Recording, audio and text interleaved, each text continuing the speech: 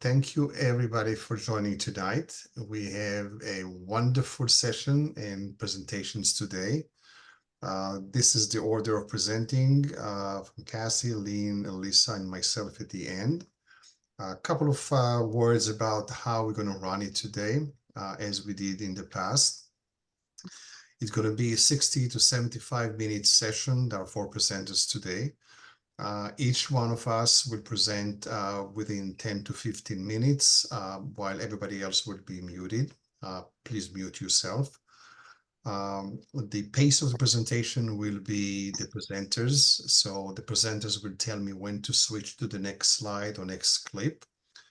And I'll give kind of a heads up when we come about the 14th minute. And we'll do one Q&A after everything is done.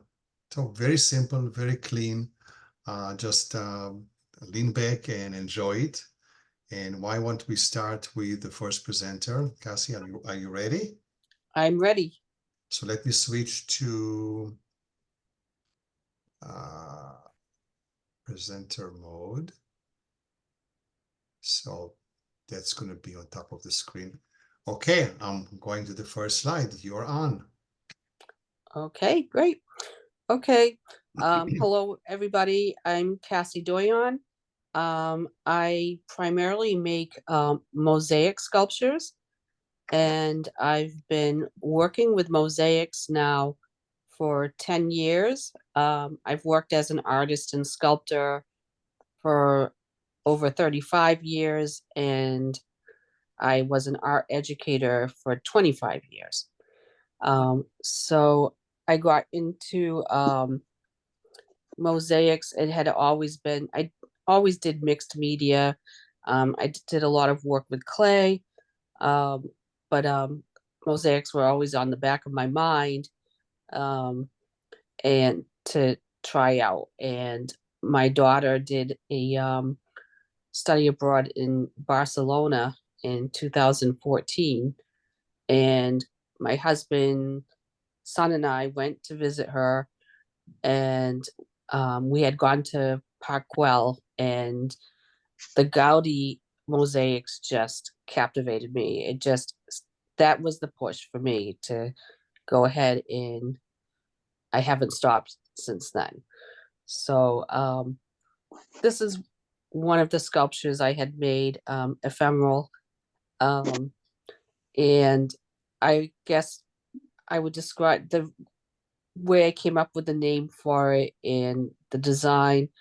I was thinking about the passage of time in nature, the seasonal miracle and intricacy of life, new life being produced, the liminality of winter into spring. Its form and surface design suggests the contents of a spring vernal pool, an essential component to the annual renewal of the natural ecology. So we can go to the next slide. Okay. Ready for the next slide? Yeah. This afterwards, this next one. Hello. Oh, here we go. Okay. All right. So I make my armatures from collected recycled styrofoam. So whenever I come across styrofoam, I have so much of it. I just store it, and it's used as the armature for all of my sculptures. It's great because it helps reduce the weight where I'm working with concrete and mosaic tiles. It just makes it a lot easier to transport.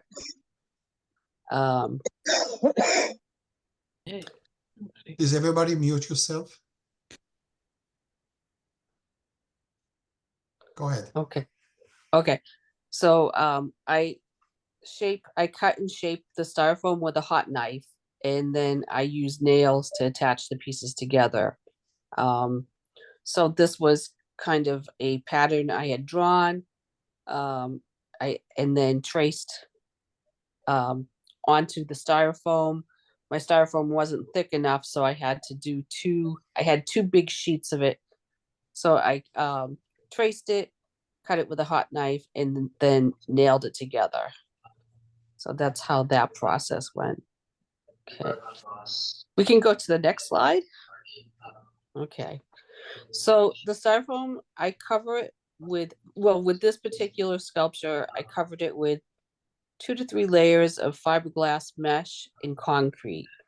I've been using fiberglass cloth and resin more recently in the past few years, just makes for a lighter sculpture. So the concrete. Excuse me, it's Karen. Can you put an announcement out for everyone to mute? Because I don't think everyone is muted. Sorry, had to jump in because it's very interesting what you're saying. Sorry, I'm going. Yeah. I wonder if Zvi can mute everybody. I have to get out of the presentation to do that. Hold on.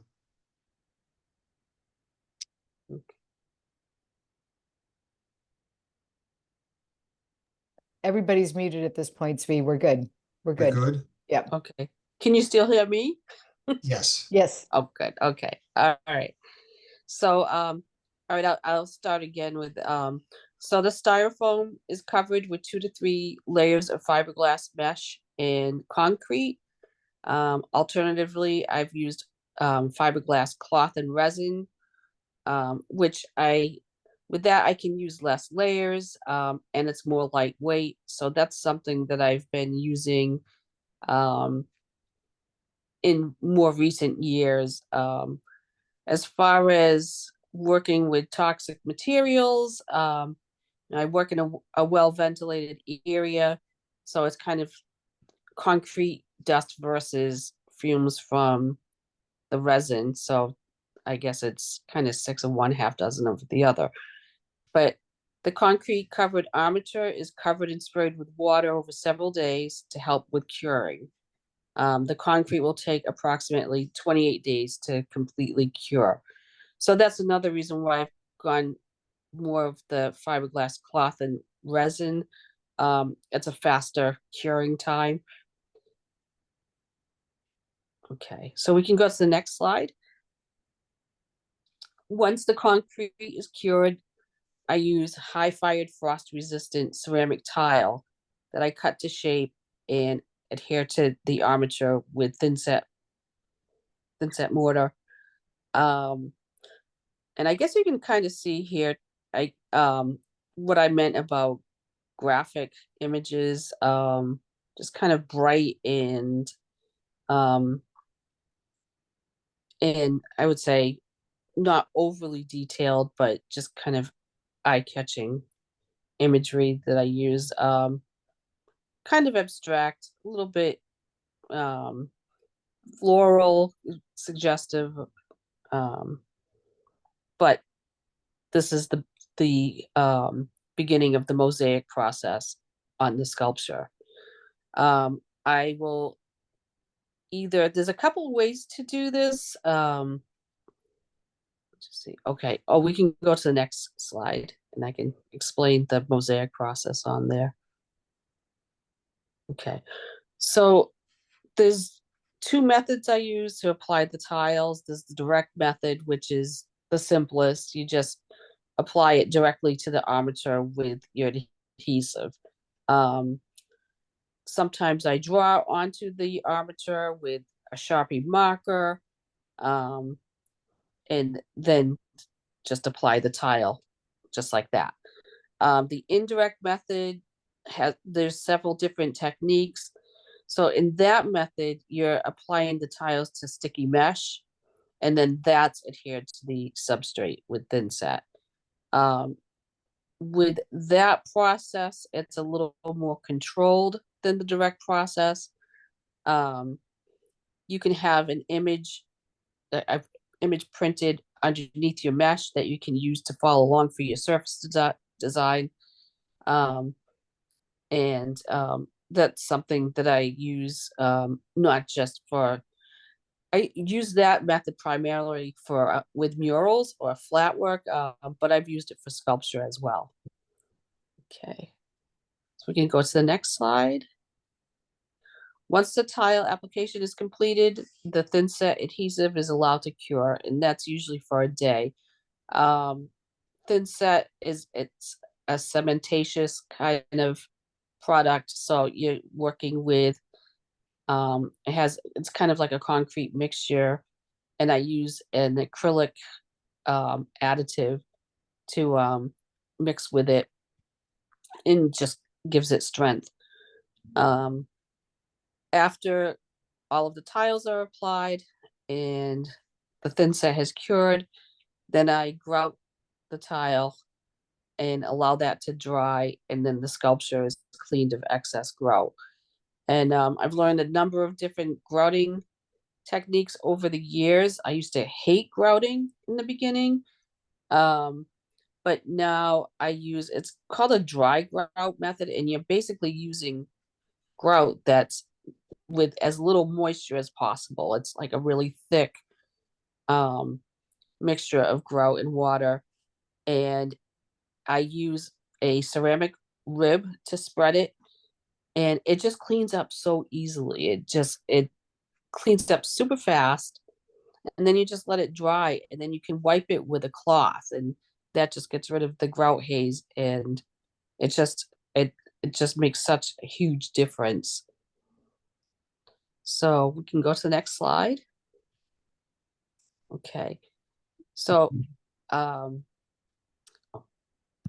go. So with most of these sculptures, I'll drill a hole in the bottom of the sculpture and put in a 1/2-inch diameter PVC pipe, and that's also adhered inside the hole using thin set to hold it into place. Then for I'll use a cement slab, and that's drilled in the center, and fit a metal rod, bolt that into place, and then finally the sculpture is lifted and cemented directly onto the slab. And that's how that worked with this piece here. We can go to the next slide. And there it is. So that was at the Flying Horse show last year at the Pingree School. And I want to talk a little bit about troubleshooting. So it was important to research how to make a mosaic sculpture durable in New England. In warmer climates, you often see more temperate climates. It's common to see mosaics, and you're not limited to the type of tile that you have to use. You can use low fire tile. You can use a wide range of different kinds of tile in glass. I use high fire tiles and glass, which is fine in this climate. High fired frost resistant tiles such as porcelain have proven durable in our freeze thaw climatic cycles. And that goes along for using glass tiles as well. So far, my sculptures have weathered the climate for over 8 years and counting. And then just base anchoring issues. Usually my sculptures have wide, flat bottoms, but ephemeral is only 4 inches thick. So that was a challenge to have it secured to the slab base. I ran into problems in the beginning, and that's something that I struggle with sculpture, is the whole anchoring part of it. But with some trial and error, I was able to figure that out. But I just would want to say I would love to learn more about base anchoring, as I'm self-taught about it using trial and error. So anyone want to give me suggestions, or if there was ever a Scalpslam that discusses anchoring, that would be fantastic. That I think that could be very helpful. But yeah, with trial and error, I was able to anchor this okay. Usually I'll use L brackets, that L stakes that you can drive into the ground to hold the cement slab in place if it seems like it's not that stable. And that's worked out with this particular sculpture. So this is about 14 minutes. Okay, 14 minutes I'm at? Okay. Yeah. So in summary, here's the different places that Ephemeral's been exhibited. It was first exhibited in Andover. It's been at the Fuller Craft Museum, the Pingree School, and also Newburyport Range Lights Sculpture Garden. And now it lives in my residence in Boothbay, Maine. So that's it. Okay, thanks a lot. Wonderful. Thank you. Thank you. Thank So you. we'll resort to the Q&A at the end. So thank you, Cassie, for the presentation, and we'll move on to the next presenter. You have to unmute yourself. And I am unmuted. I'm good. Okay. And let me know, do you want me to switch directly to the clip? You have many clips, to the clip, to run the clip, or on cue? Yeah, and I can talk over it. I think if you can, I think the fast clips, there's no sound, so I can just talk through that. Okay. So you tell me which one to run, otherwise I'll do it automatically. Okay, so hi, I'm Elise Adams. I am a stone sculptor, and people ask me, how do I do it? How do I work? What do I have in my studio? And so this is a little bit about some of the process of it and some of my thinking. So there's the practical piece of my work, and then there's also the creative part of the work. So I get these stones from New York, and I have sometimes an idea of what I want to do, but mostly my work is pretty organic, and I just kind of go with the stone. And this particular piece is exactly what happened. This one weighs probably 60 or 65 pounds. The biggest stone I do is pretty much the ones that I can actually lift. So you can run the video on this. So it's a little fast forward video. I wish I could work this fast, but I can't. But this is me just starting to try to create a shape out of this very blocky piece of stone. And I really like making soft, you can go to the next slide. I like making softer stones. The stone becomes softer in its shape because it's such a hard, dense material. You don't think about it being graceful at all. And so it's really fun to do that. When I'm making, you can run this one. When I'm making an indentation like this, it's hard to do that with a hammer and chisel because I can't get a nice round, smooth surface in there. So I have this machine called a Fordham, and it has drill bits at the end. It's like a Dremel, except it hangs from the ceiling. The motor, and there's a hose, and in the hose I can put much bigger drill bits in there that have different capabilities. They have circles on one end or cone shape, or so depending on what I'm doing with that. And then sometimes, as you could see, I'm also hammering and chiseling. I had a particular chisel that had a curve to it, which makes it a little bit easier to make a rounded shape out of that. Next slide. And then my very favorite, you can run this, my very favorite part of sculpting is sanding. It's very tedious, and it takes a long time. I start with 100 grit. It's a beautiful day. I work outside sometimes.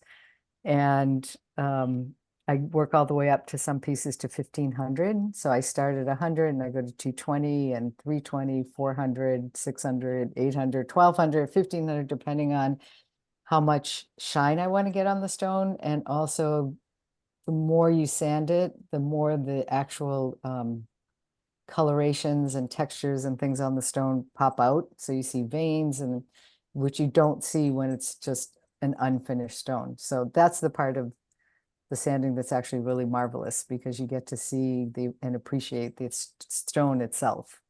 Okay, so next slide. This is the finished piece. You can run this. This is the finished piece of that sculpture that I was working on. And this stone, I had no idea. It looked just sort of like a brown color, but you can see it's just got grays and browns and white veins in it. And again, that comes from the sanding of the stone. Actually at a show in Miami. I did during Art Basel week, I was at one of the fairs in Miami. Okay, next slide.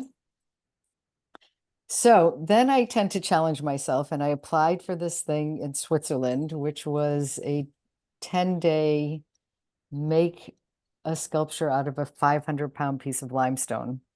And it was a worldwide event. There were 25 artists that got accepted, and we were from all over the world. There were Japanese and Chinese and people from Mauritius and New Zealand. It was just delightful.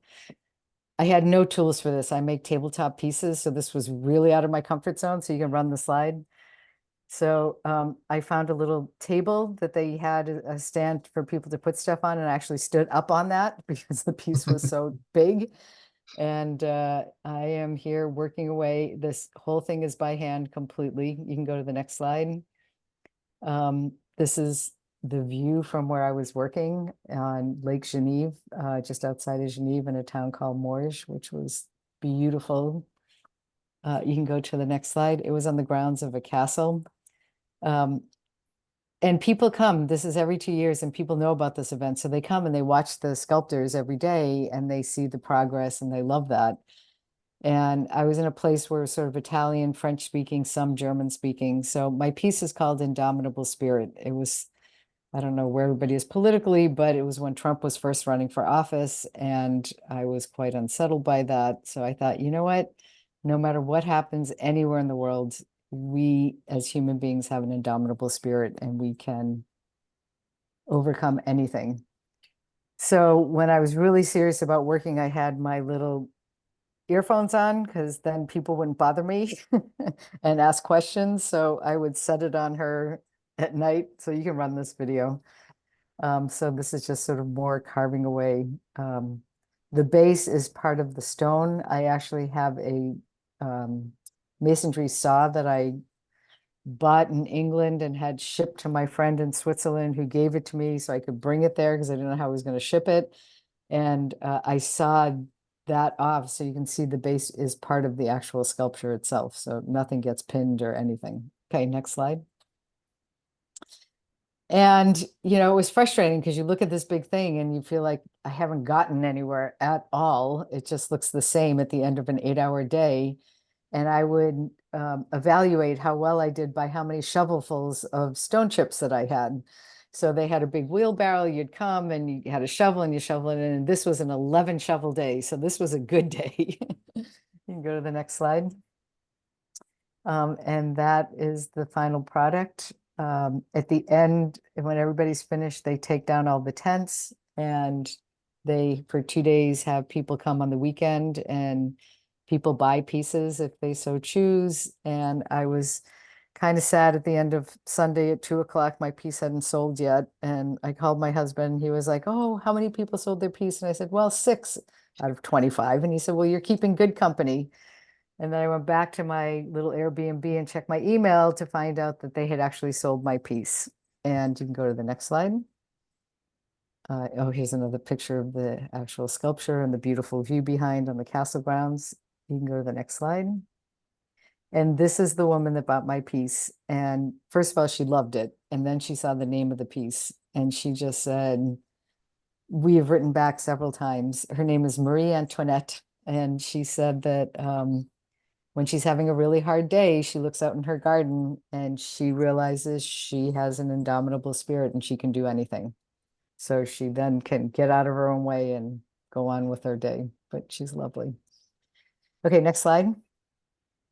So I, as I'm playing around more and more in my sculpting life, I get these opportunities. And I was at a gallery in Boston for a while, which actually closed. They had a big flood. But she was an art consultant, and she called me up and said, "Hey, I have a project for you at Boston Children's Hospital. They want 10 or 12 or 15 sculptures for their garden so that the kids can go and sort of find these sculptures throughout the garden in the greens." And it was a 9-year in the making project. And they gave me the marble, which I had never worked with before, which was very challenging because I started to work with my regular tools and they didn't work. You can run this video if you want as we talk, but hopefully, you're probably going to hear it. Can you mute that? Oh, no, good. Perfect. That's great, Zvi. And so I called one of our members and David Alman, and I said, you got to help me out here. I don't know what to do with marble. I'm hammering, chiseling it, and big, huge chunks are coming off and I can't control it. So he's like, you got to get an air hammer, which I did. We have a compressor at home. This is in my basement. And the air hammer worked much better. The air chisel worked much better. But it's a lot of work. I have anti-vibration gloves on. It gets everywhere. I have goggles and my mask, and it's really loud. So you can see my little garb. And it's the only time I wear a doctor's coat. I am a chiropractor by day, but this is the only time I wear it is when I'm in my studio. So they asked me to make fossils. They wanted themes of the fossils so the kids could touch them and see them. And you can go to the next slide. And so this is the actual finished work of all of the different ones. I did 12 of these fossil themed sculptures. They're 6 by 6 by 6. And then one of our members, I found out at the gala, actually worked for the art consultant, and he put the posts in the back of the blocks and he buried them and cemented them into the gardens, which I thought was really cool. So, and I did a couple where they're inverted because I wanted the kids to be able to do like a gravestone etching on them, that they could actually play with them. So these are all the different pieces that I did. They're up on my mantelpiece. I was every time I do one, I'd put it up. It was like a prize. I was so excited. So that was an amazing commission for me, because my work is really about bringing joy to people. I know there's a lot of artists that talk about issues, and I can really appreciate that. And I think it's great for people to think about things in all different ways. But for me, I feel like we're overwhelmed with all of this constantly. And my work is really about having a moment, just taking a bit of time to take a breath and feel a little bit of joy and a little bit of rest from kind of the issues and craziness that's swirling around us. And I do a lot of work with children in my practice as well. So for me, this commission summarized everything I do to bring joy to these kids that are sitting there having to go through horrible things.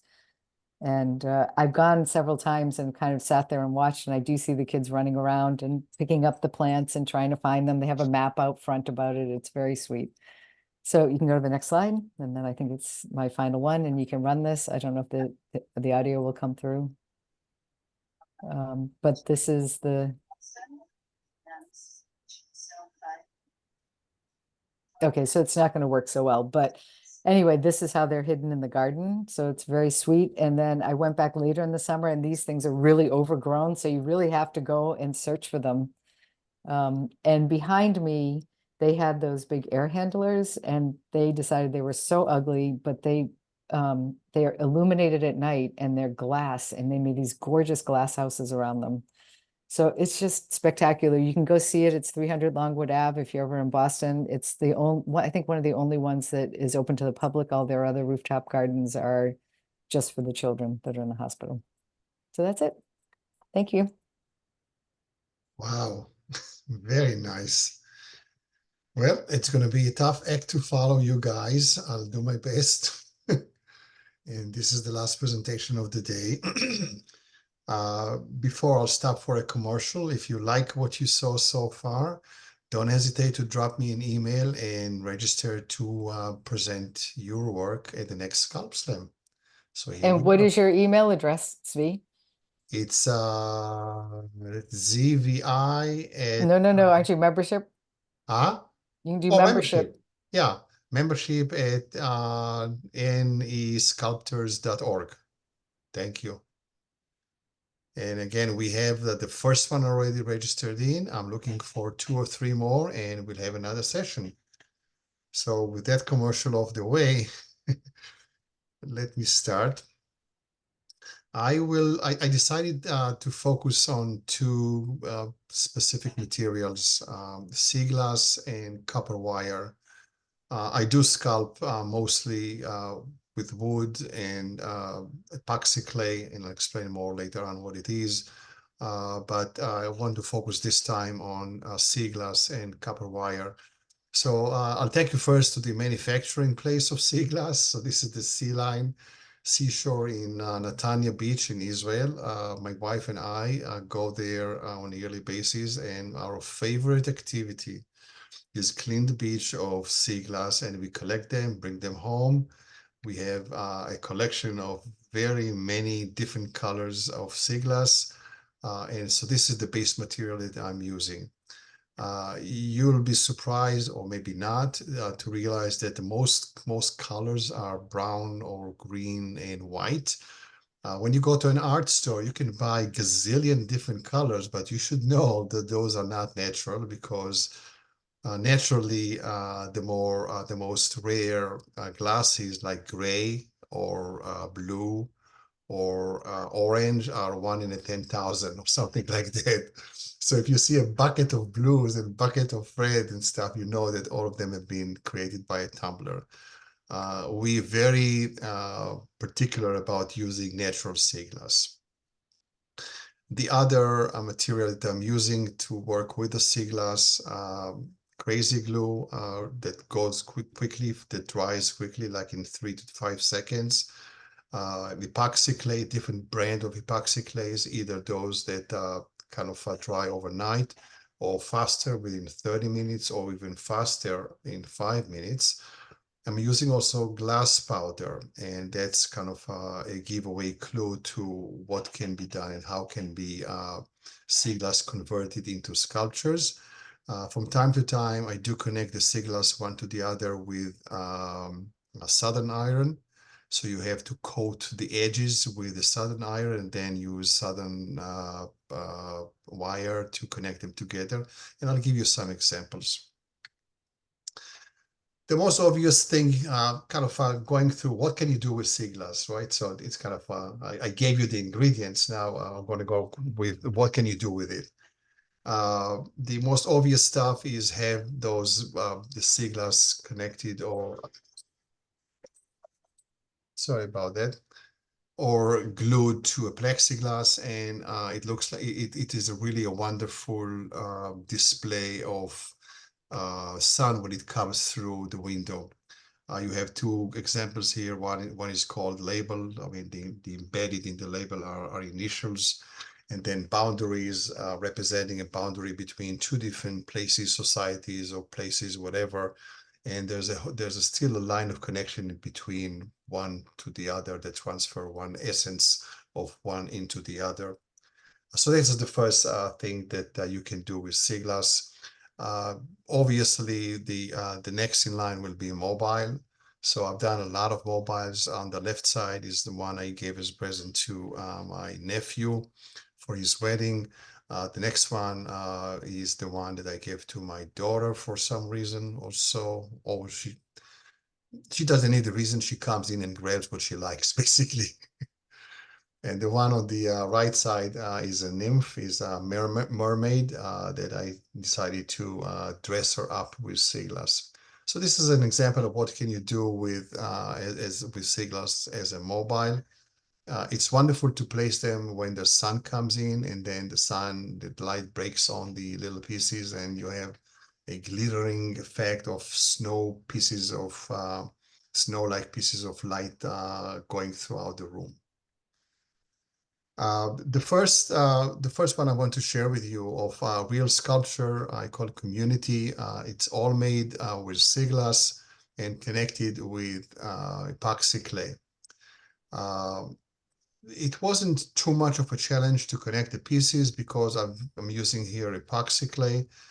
If you want to avoid using epoxy clay, that becomes a more cumbersome and more delicate process, which I'll show you here.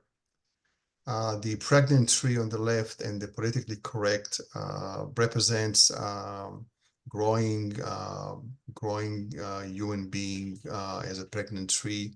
And then the politically correct is try to walk very gingerly among pieces of glass, not to disturb anybody or hurt yourself.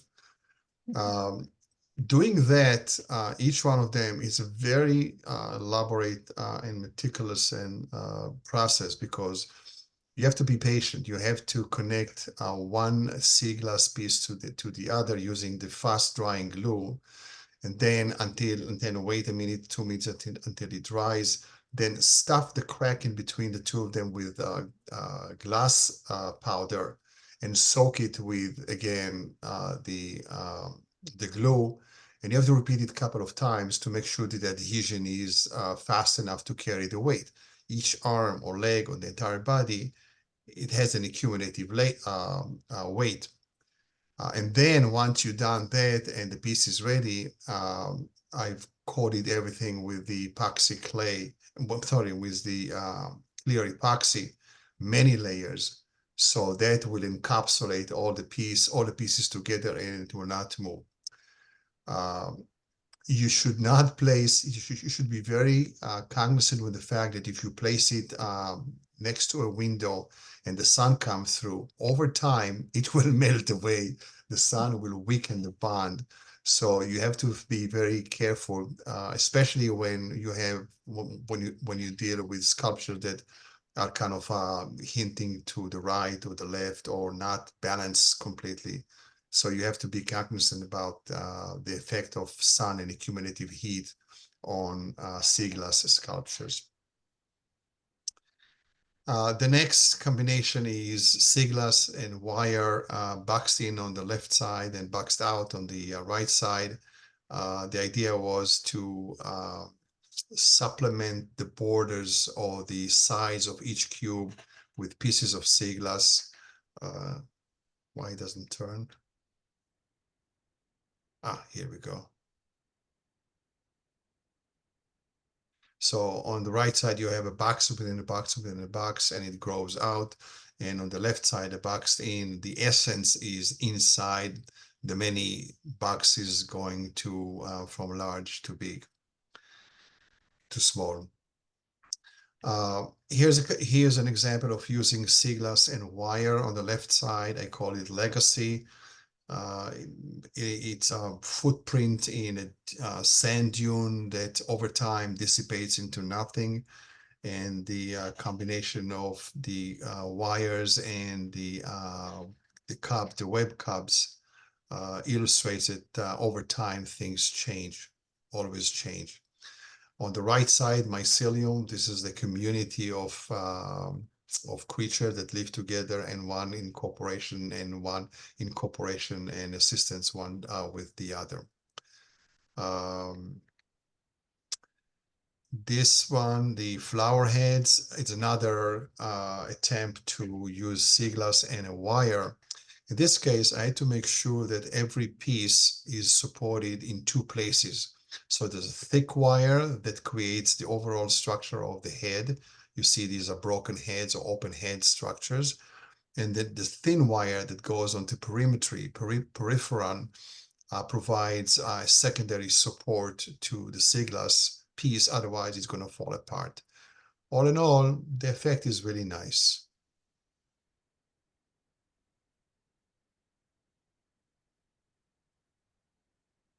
Moving to wires, to copper wires or electrical wire. This piece is called Natural Selection.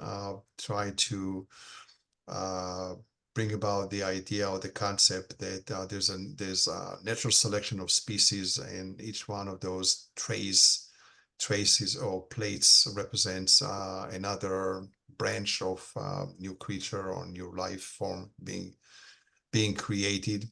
The challenge here was more of the structural than the concept, and how to keep everything stationary and not moving while the piece is rotated or anything like that.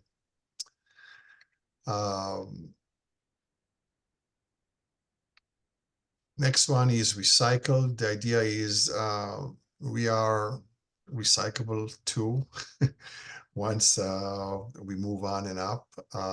So you have a figure here that every edge of the body is being transferred to something else. The connections are done with epoxy clay.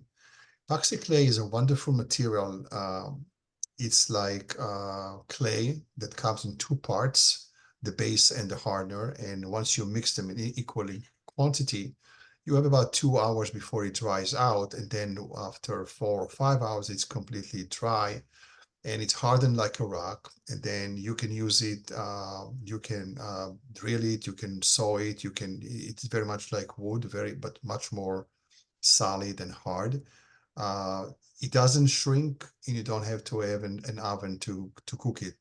So it's a great material for sculptures because it gives you the opportunity to do something. If you like it, you keep it. If you don't, you break it and start again, and no harm done. Another concept, another try to use just copper wires and to create a figure. I call it fractal S. Fractals are shapes, physical shapes that repeats itself in every scale. When you go up to scale, you can see the same shape appearing and appearing again. A good example of that would be if you look at the shoreline of Norway and other fjord country. If you zoom in, you see the same structure of indentation and grooves and inlets and outlets, the same kind of a shape that you see from a satellite view. So the idea was that the same structure or elementary shape can be used in different scales to create a whole figure. And this one, a figure of a woman or a body or whatever. Another example of using wires, left side is music, with the idea that music is radiating things. And on the right side, caught in time, the figure is caught by a very thin wire. You can hardly see it, definitely not on this picture. But the overall is of something being caught in a web, and it's there and it's staying stationary. And of course, the idea of golden marriage, golden cage, and a married couple, like that. The figures are epoxy clay, and the wires are different gauges of copper wire, and the connections are made with, again, epoxy clay being covered with gold plate. Social fabric, using just wires and connections with different pieces of epoxy clay. And it doesn't turn right. It flickers on my screen too. And that's it. So with that, I will stop the sharing, bring up the screen. Wow, it's so nice to see everybody. And everybody that has a question, please mute yourself and direct the question to the right person, or just have a general discussion. The floor is open. Zvi, a question for you. On the glass, did you drill holes in the glass? How difficult was it for you to drill holes in the glass? Oh, that's a good question. For the mobile, which you need to connect each one of them into a line, you have to use a diamond drill, and you have to do it in the water. Yeah, okay. You have to keep the piece of glass in the water, basically, and use a Dremel tool with a lower speed, immerse it in the water and drill the hole. Otherwise, it's going to split. Have you had any that split? Oh, yeah. I mean, it took me a while until I learned how to do that. Being, I have to learn with my own experience, and of course, don't learn from somebody else or from YouTube, whatever. So it took me a few rocks before I figured it out. But once you've done it, but it's a lengthy process. If the sea glass is about 2-3 millimeters, whatever, to drill a hole patiently through that thickness, it takes about 5 minutes. I bet, yeah. And you have to have many drill bits because they kind of wear out very quickly. Yeah, thank you. Sure. I have a question for Cassie. Cassie, I'd like, do you have any idea how Gaudi did his mosaic? Do you think it was pretty much in the same process that you do your mosaic? Could you repeat that? I'm sorry, I didn't. Do you have any idea how Gaudi in Barcelona did his mosaic? Do you think it's a similar process to yours? Yes, yeah, probably. I would imagine he used the direct method, using when he did his mosaics. Most recently, I had the, it was such an opportunity. I went to Cuba last March, and now I'm going to blank on the name of the artist, but he created his entire neighborhood. He was inspired by Gaudi, and he recreated his entire neighborhood in mosaic, and it was absolutely amazing. And all of that was done with the direct method. So Thank you. Yeah. I'm Eric. I have a question for Lynn. One, I think I've seen some of that work before in Attleboro, including the handkerchief one some years ago, wasn't it? Yes, I was in the 8 Visions. All right, there was the year. Yeah, I was in it last year. You were in the year before, I guess. So anyway, but It I was have the a year question. before. Long ago, I was a serious photographer, which I lost interest in once it turned into the computer. But I'm interested in, any possible ways I could integrate my 50-year-old photographs with sculptural work. Could you talk a bit more about that last piece? You had the plywood box with a viewer. Sure. All I'm doing is taking the physical 35mm slides and opening them up and making small collages. So any images that I'm adding that weren't part of the collection, I print out on acetate off of any printer really. And then you can, with the light table or even a window, just incorporate the photographs into the slides. And then I put in a slide projector and project them on a wall and record it or Right. on a screen. Okay. Is that what you meant? So, yeah, sort of. I didn't quite answer it completely. Well, no, I'm intrigued how, yeah, but you were shot from slides too, not negatives, and you could. It was from plus slides. Yeah. Yeah. Okay. There's an Anyway. app you can get that will take a pretty good image of the slide for you. Right. Yeah. I've got a slide scanner and stuff too. But Yep, those are good too. Old school, but yeah. I know. I am Sometimes so they old. work the best. I am so old. I was in the first photo exhibition ever staged by the ICA when it was before Wow. where it is, before the fire station, when it was in a little townhouse in Beacon Hill. And That's going way back. Yeah. it's called Young Photographers. They put our ages in. I was 27 and I'm not 27 anymore. Derek, you should write a book, like do something like, because I never heard that. I remember we have some other questions because I know we're running out go of time. ahead, Cici. I just thought I'd Cici, throw go it ahead. in. I have a question for Alyssa. Okay, wait a second. Oh, okay. May I? Listen, that's brilliant. I never knew you did that beautiful work at Children's. That's absolutely beautiful and amazing. Thank you. My question is Switzerland, just having come back from a carving place myself. How did you hear about that symposium? And I'd like to know more about that. And would you share that information? I would be happy to share that information with you. I actually heard about it from another member at NISA. Okay, great. Good connections. Well, love that work in Children's. That was a Thank you. beautiful surprise. Thanks. Yeah, that was really great. Brad? Cici, go ahead. Oh, Brad, Cici. Cici. Yeah, it was something for Lynn, or it's kind of a combination of a comment and a question. Okay. I was really taken by the mix of nature and the natural media and the natural space, the boats in the water notion, and yet then going over to as we were just talking about a moment ago, going over to the use of video and incorporating that into a whole range of things.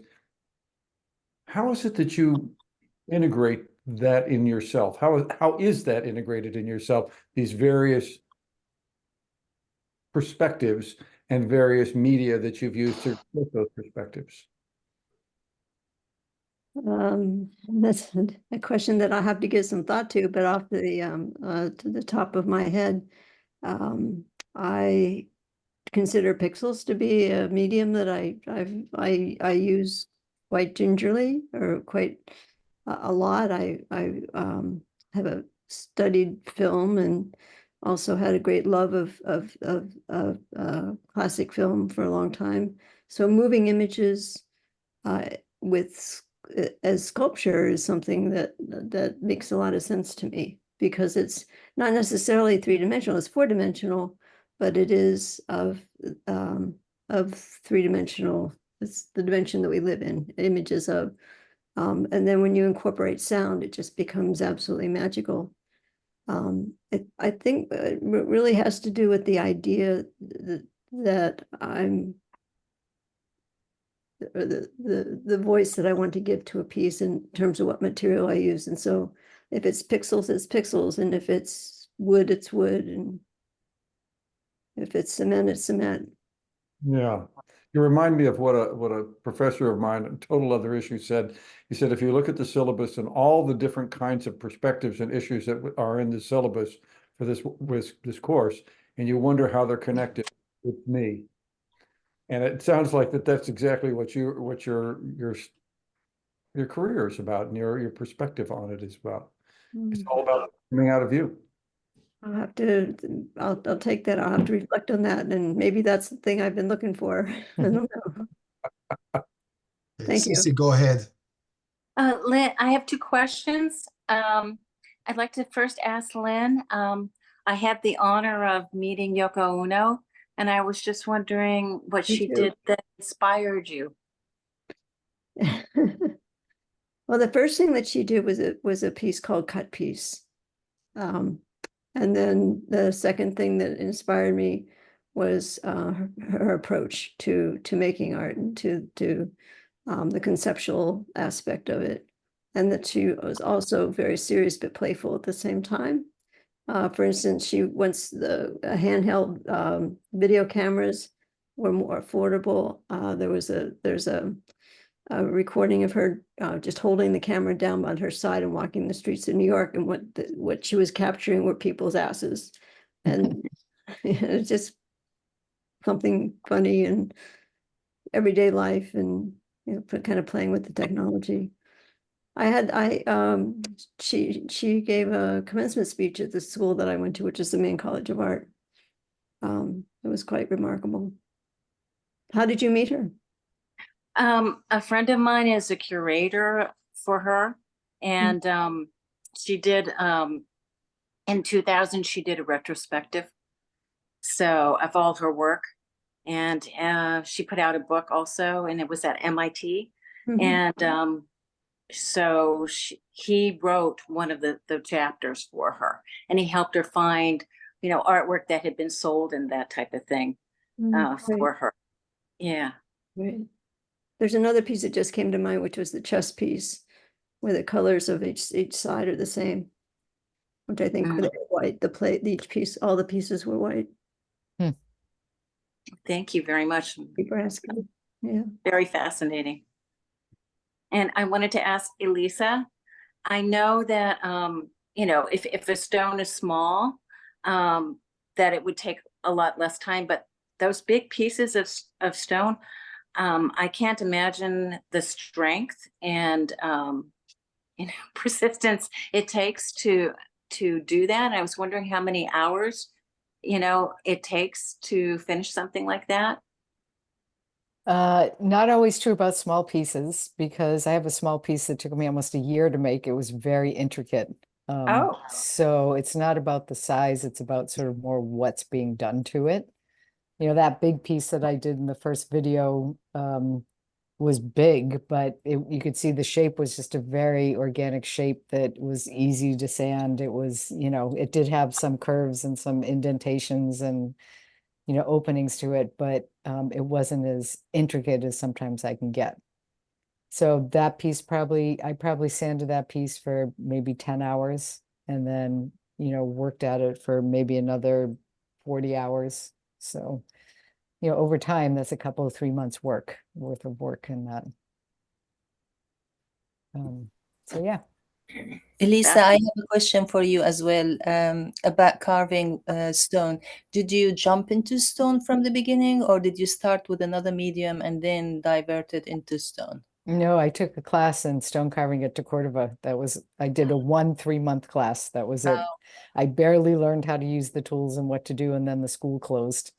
And then I've just been experimenting on my own ever since. And then contacting people now that I know all these people at NISA. It's kind of like I'll call somebody up, like, how do I do this? What do I need? And so that's been fun. And like getting the saw that I got shipped, it was crazy to try to figure out how to get that. And I didn't even know I needed it. I called down at Complete Sculptor, and Mark was there, who's a friend of mine, the owner. And he was like, okay, don't worry, you're going to get it done. You need this and this and this. So, and then when I got to the symposium itself, people were so helpful. A lot of the people had done this before. I had never done it before. So they had beautiful tools, and they'd come over and say, oh, Elisa, you need to do it with these tools. You hit, it's done, So people were letting me borrow tools, and it was just such an incredible experience. Art brings community together, and I think that's why we do it. Well, that's why I do it. So one of the reasons. Thank you. Yeah, thank you. I had a question for Lynn. That first piece, the Blackbird piece. Yes, Elise. How does that stand? Like it looks like you could just like nudge into it and it's going to fall over or something. No, you don't have to give away your secret if you don't want to. No, I'm just kidding. Under the house beams that are split, or it's actually one house beam that's split in threes. The last one that's the closest to the floor, I drilled a larger halfway hole, like a 1/2 inch in. Yeah. So then there are brackets on each steel rod. So there's a 1/4 inch stainless steel rod. So they're all supported underneath the beam or inside, if you will. Can't tell. It's fabulous. It's really a beautiful piece. Yeah, thank you.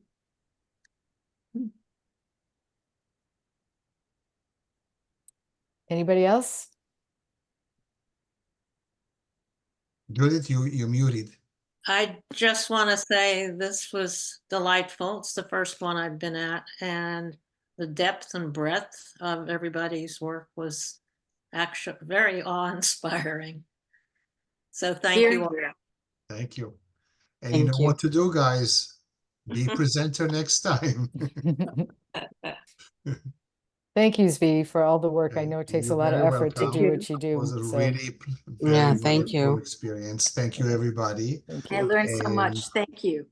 tell your friends too. And I'm inspired. All right. Great to see everybody and your work. That's great. Thank you. Thank Okay. you. Thank you, everybody, and have a good night. Okay. Thank Bye-bye, you, everybody. Thank